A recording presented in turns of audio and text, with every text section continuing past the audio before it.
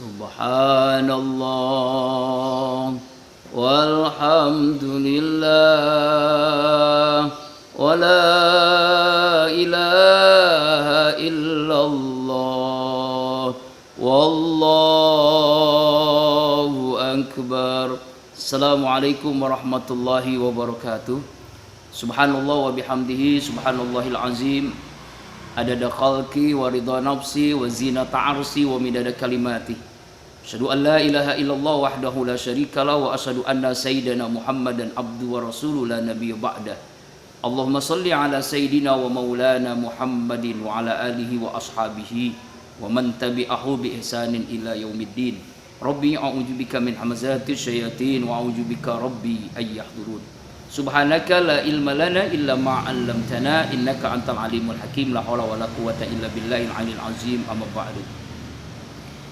Sahabat-sahabatku rahimakumullah, alhamdulillah Allah bahagiakan kita dengan karunia hidayah inayahnya sehingga kita dimampukan oleh Allah untuk melaksanakan ibadah terbaik, ibadah yang memenuhi syarat, ibadah ikhlas karena Allah, menjalankan sunnah Rasulullah sesuai dengan aturan sunnah Rasulullah sallallahu alaihi wasallam.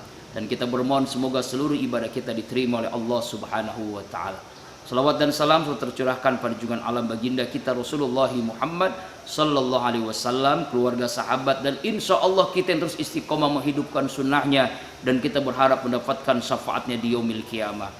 Sahabat-sahabatku rahimakumullah, orang yang bertakwa adalah hamba Allah yang soleh ritual sekaligus soleh sosial. Dua hal yang tidak terpisahkan bagi hamba Allah yang bertakwa. Soleh ritual, hablu minallah, hubungan kepada Allah. Dia baik, dia melaksanakan perintah Allah, salat, puasa, zikir, baca Quran, haji, umrah, talabul ilmi. Dia mengingat Allah dimanapun dia berada. Soleh ritualnya benar-benar dia lakukan dengan ikhlas, dengan sungguh-sungguh, istiqamah, sehingga ibadah yang dilakukan membuahkan hasilnya, yaitu menjadi hamba Allah soleh sosial. Soleh sosial, berbagi, zakat, infak, sedekah, menyantuni yatim, wakaf, amal jariah. Karena itu hamba Allah yang bertakwa harus seimbang antara soleh ritual sekaligus soleh sosial. Jangan hanya soleh ritual kita tidak soleh sosial, atau kebalikannya kita hanya soleh sosial tapi tidak soleh ritual. Harus seimbang dan kedua-duanya mesti ada dalam berbagai ayat. Misalnya dalam surah Al-Maun Allah berfirman, a'udzubillahi minasyaitonir rajim, bismillahirrahmanirrahim, ara'aital ladzi yukadzibu biddin fadzalikal ladzi yadu'ul yatim wa la yahuddu 'ala ta'amil miskin fawailul lil musallin alladzina hum an salatihim sahun alladzina hum yura'un wa yamna'unal ma'un. Tahukah kalian pendusta agama, pembohong agama, salatnya dusta, zikirnya dusta, baca Qur'annya dusta, hajinya umrah dusta. Siapa dia? Yang menghardik anak yatim, tidak memberikan perhatian kepada orang miskin, du'afa. Celaka bagi orang yang salat, salatnya sahun, lalai, salatnya ingin dilihat riya, yamna'unal ma'un. Dia tidak mau mengeluarkan zakat, mencegah daripada barang yang berguna, bakhil, pelit, kikir, na'udzubillah min zalik. Ini di antara ayatnya Allah menyatakan sangat jelas, pendusta agama kalau hanya soleh sosial tapi tidak soleh ritual, bahkan yamna'unal ma'un, termasuk celaka, yaitu orang yang tidak mengeluarkan zakat, infak, sedekah. Karena itu sahabat-sahabatku fillah, jangan sampai kita rajin ibadah, kita melaksanakan puasa, zikir, baca Quran, tapi kita melupakan masyarakat sekitar kita.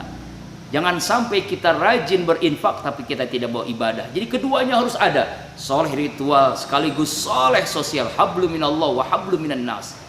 Sebuah hadis ketika Rasulullah SAW menyatakan, bertanya kepada sahabat, hai para sahabat, atadruna anil muflis, tahukah kalian orang yang bangkrut? Tidak ada yang tahu. Ada salah seorang yang tahu menjawab, ya Rasul, al muflisu fina man lam dirhama wala mata. Orang yang bangkrut adalah orang yang tidak punya harta, tidak punya uang, dia tidak punya kekayaan. Kata Nabi, bukan. Orang yang bangkrut adalah ya'ti yaumal qiyamah, datang pada hari kiamat. menyotorkan amal kebaikannya. Ya Allah, ini pahala sholat saya, ini pahala haji saya.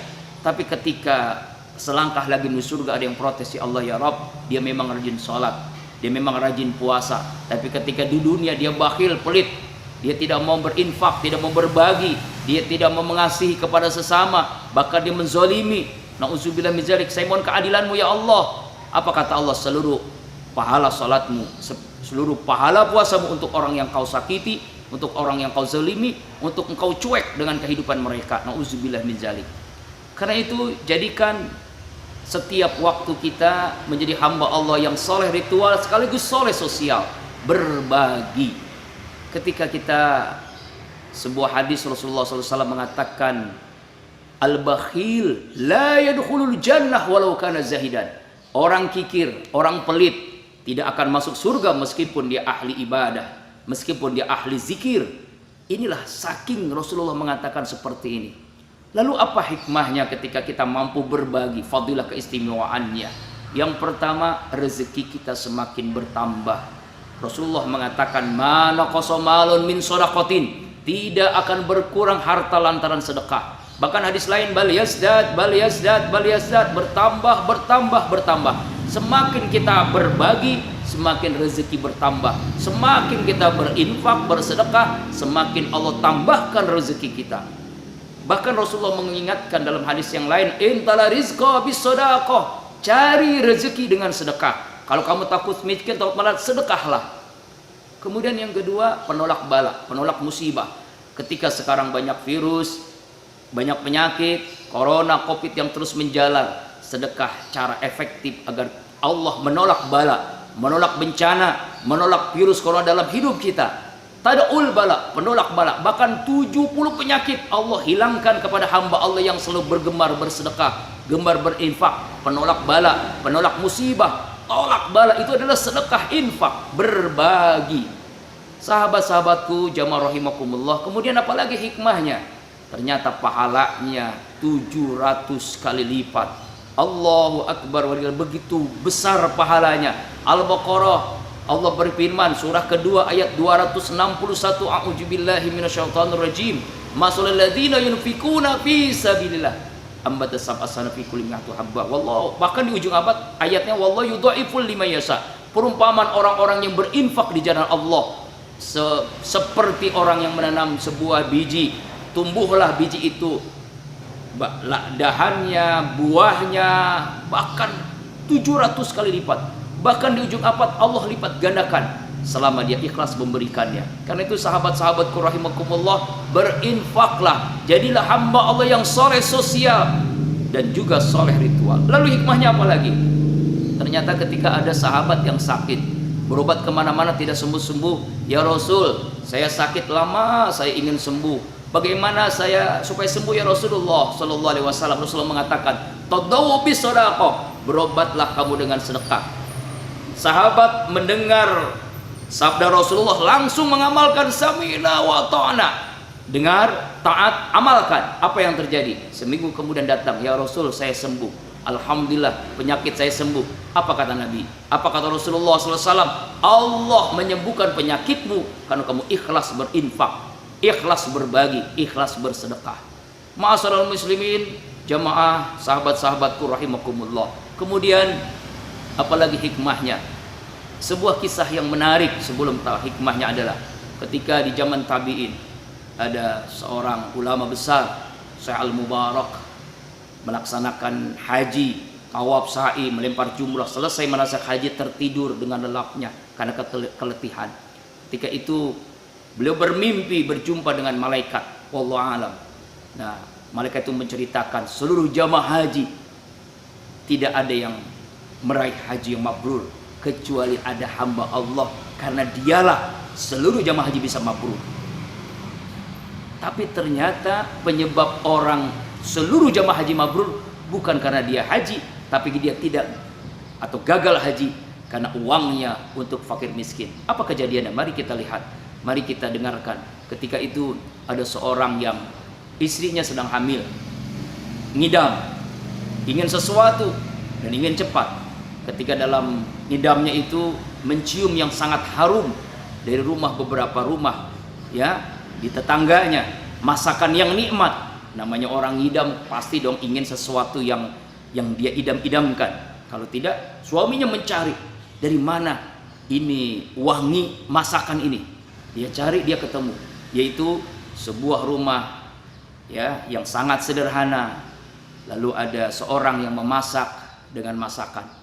Lalu, assalamualaikum, ada apa, Pak? Ini istri saya ingin sesuatu yang ibu masak. Mohon maaf Pak, tidak boleh. Mohon maaf, tidak saya kasih.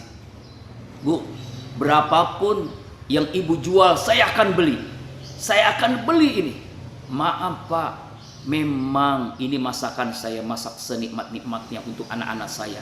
Tetapi bagi kami halal, bagi Bapak haram. Heran orang itu. Bu, kenapa bagi ibu halal, bagi kami haram? Karena ini yang saya masak adalah ayam yang sudah mati beberapa hari. Kami sudah hampir 1 minggu tidak makan. Karena kami miskin, kami melarat, punya anak yatim banyak sekali. Terpaksalah kami memasak sesuatu yang haram ini. Istilahnya tiren gitu. Ayam mati kemarin, lalu dimasak senikmat-nikmatnya, opor dan sebagainya. Allahu Akbar. Bapak tadi nangis sejadi-jadinya. Lalu dia pulang menceritakan yang terjadi. Gimana Pak? Mana masakan yang saya inginkan? Maaf Bu, ada apa?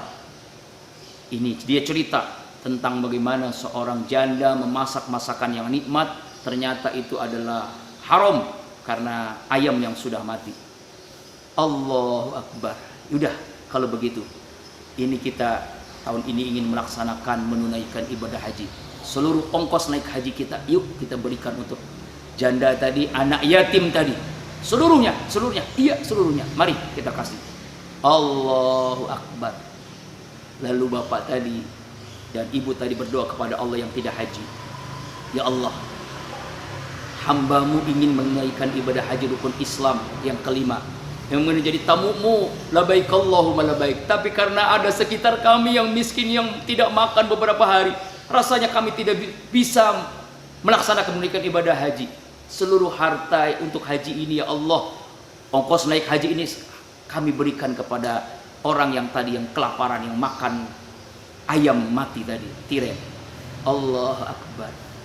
Itulah penyebabnya dia berdoa.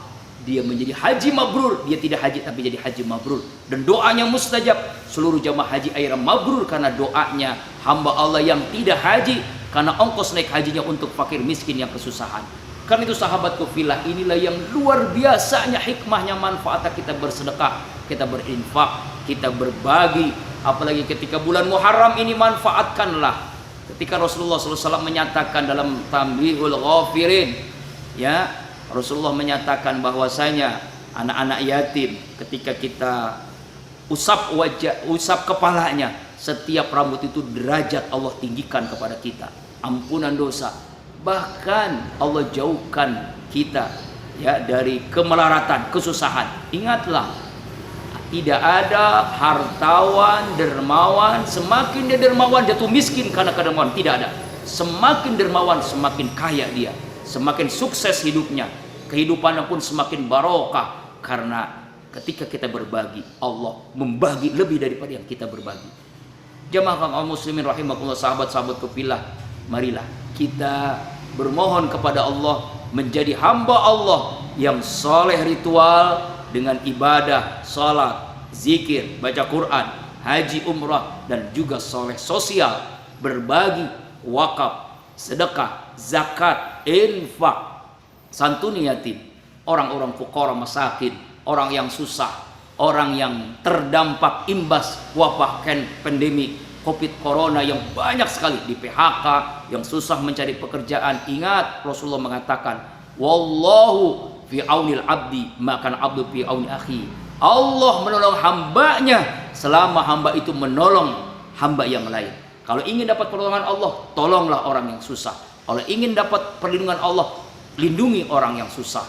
Allahu Akbar walillahil hamd. Mudah-mudahan tausiah ini membangkitkan mahkamah kesadaran bagi kita agar kita menjadi hamba Allah yang bukan hanya soleh ritual tapi juga soleh sosial dengan berbagi. Demikian wallahu a'lam bishawab. Mohon maaf lahir dan batin. Subhanakallahumma wa bihamdika asyhadu an la ilaha illa anta astaghfiruka wa atubu ilaik. Assalamualaikum warahmatullahi wabarakatuh.